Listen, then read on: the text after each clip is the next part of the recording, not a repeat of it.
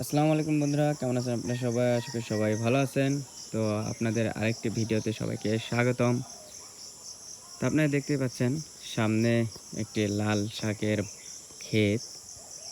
দেখতে পাচ্ছেন কত সুন্দর লাল শাক হয়েছে।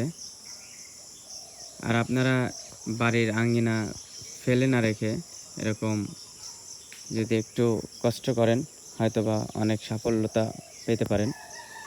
দেখতে পাচ্ছেন এই যে রাস্তা অ্যান্ড বাড়ি অ্যান্ড এই রাস্তার সাথেই নাবো জমি। তো এই জমিটা একদম ফ্রেশ করে এখানে লাল শাক বোনা হয়েছে। দেখতে পাচ্ছেন কত সুন্দর লাল শাক হয়েছে। আসলে আমাদের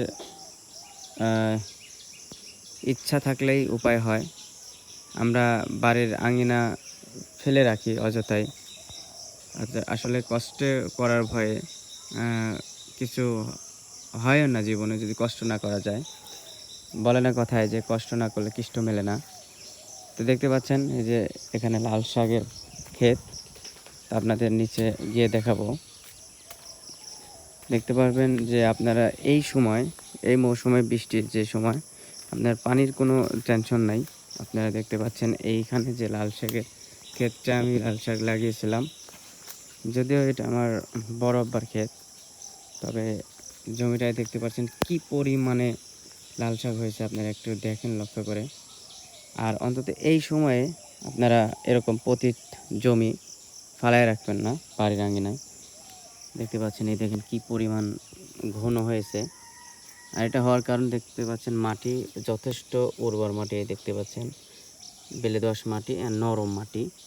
আর আজকে টানা 2 দিন মাঝে মাঝে বৃষ্টি হয়েছে 2-3 দিন ধরে। আর দেখতে পাচ্ছেন এর জন্যই লাল শাক কিন্তু অনেকগুলো বের হয়েছে। দেখতে পাচ্ছেন একটাও বলতে পারবেন না যে জায়গা ফাঁকা আছে, ঘন হয়ে বের হয়েছে। তো যাই হোক বন্ধুরা, আর এখানে দেখতে পাচ্ছেন এটা সবরি কলা। এখন বর্তমানে সবরি কলার দাম প্রচুরই, মানে অনেক দাম। তো যাই হোক, আপনাদের একটা উদ্দেশ্যই বলে রাখি যে এরকম জায়গা ফেলে রাখবেন না। আর ওই পাশে দেখতে পাচ্ছেন যে ড্রামা লাগানো হয়েছে গরুর খাবারের জন্য। আর বন্ধুরা, একটা কথা বলার ছিল, সেটি হলো আমি যে মুরগি উঠাইছিলাম 120টা, তো অনেক বড়ই দুর্ঘটনা ঘটে গেল আমার সাথে। প্রায় 40-45টা মুরগি কিন্তু মারা গেছে।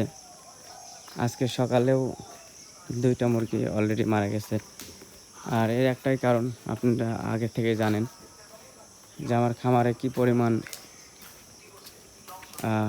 ভাইরাসে আক্রান্তই বলতে পারেন।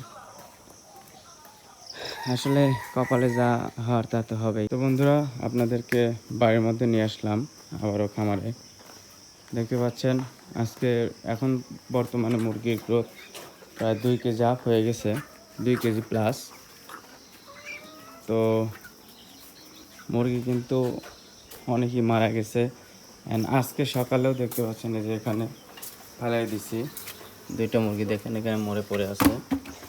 এই যে 2টা মুরগি। আসলে ঠান্ডাও লাগছে, প্লাস এক ধরনের ভাইরাসে আক্রান্ত হয়েছিল, সেটা হলো বলে ইকোলা ভাইরাস নাকি।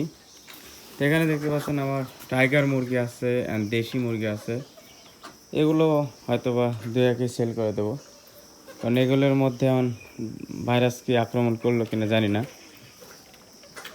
তবে ব্রয়লারের দামটা মোটামুটি বেশি একটা পাইলাম না, কারণ বর্তমান বাজার যাচ্ছে পাইকারি প্রায় 60 টাকা, কিন্তু আমাকে ব্যাপারী বললো 30 টাকা বাজার দিবে।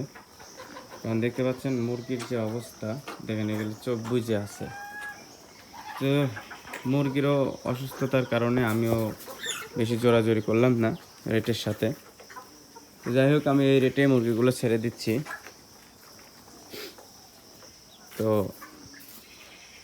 আপনাদেরকে একটা কথাই বলে রাখি, যারা মুরগি লালন পালন করার ইচ্ছা আছে তারা অবশ্যই কিন্তু গাইডলাইন রুলস এগুলো না জানা থাকলে মুরগির তো এই ব্যবসার মধ্যে আপনাদের না নামাই আমি উত্তম মনে করি।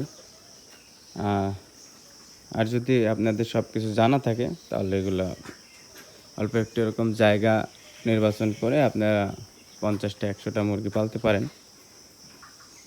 আর যাদের খামারের অভিজ্ঞতা আছে তারা মুরগি পালতে পারেন, কারণ মুরগি দাম কখন বেশি যায় কখন কম যায় এটা বলা যায় না।